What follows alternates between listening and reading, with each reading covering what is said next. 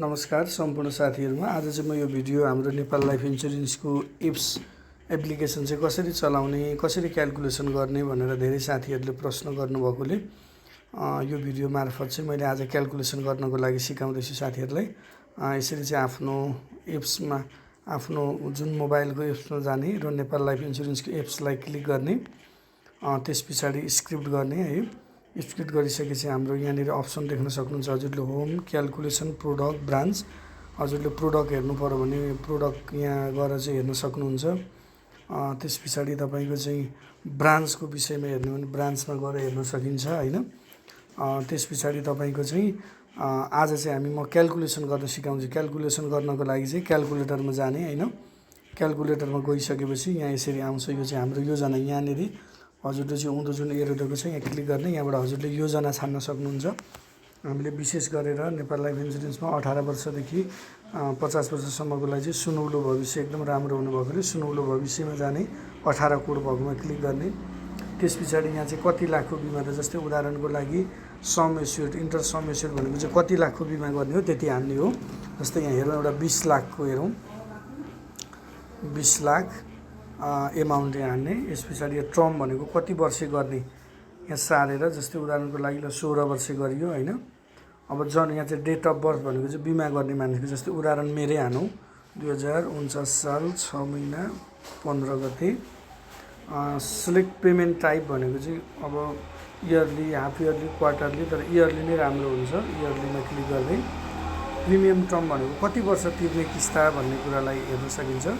यो चाहिँ 16 वर्षको 16 वर्ष हैन।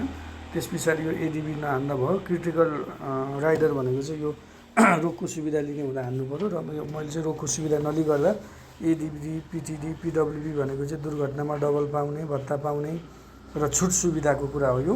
यसमा हजुरले जतिको बिमा गर्नुहुन्छ त्यतिकै हामीले माथि 20 लाखको गरेको हुनाले 20 लाखकै मैले हजुरलाई यहाँ हान्ने हैन।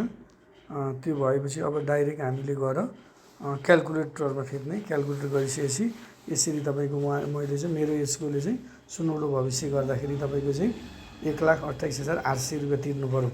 यसरी आउँछ हैन साथीहरु। यसको साथसाथै अब अर्को कुनै योजना, जस्तै तपाईको चाहिँ अहिले विदेश जानेहरुको लागि चाहिँ एकदम राम्रो योजना भनेको जीवन ज्योति योजना। फेरि यहाँ गएर सार्ने, जीवन ज्योति क्लिक गर्ने अनि यहाँ प्लान 15 कोड भएको जीवन ज्योति योजनामा क्लिक गर्ने। इन्टर सम एस्युर्ड जस्तै तपाईको चाहिँ मैले 20 लाखकै हेरेँ, 20 लाखको हैन, 20 लाख हान्ने। टर्म चाहिँ 15 वर्ष हेर्दियौँ। यसमा तपाईको चाहिँ डेट अफ बर्थ 2049 साल 6 महिना 15 गते मेरो आफ्नै हेरेँ। यस्तै गरेर सिलेक्ट टाइप भनेको इयरलीमै क्लिक गरिदिने।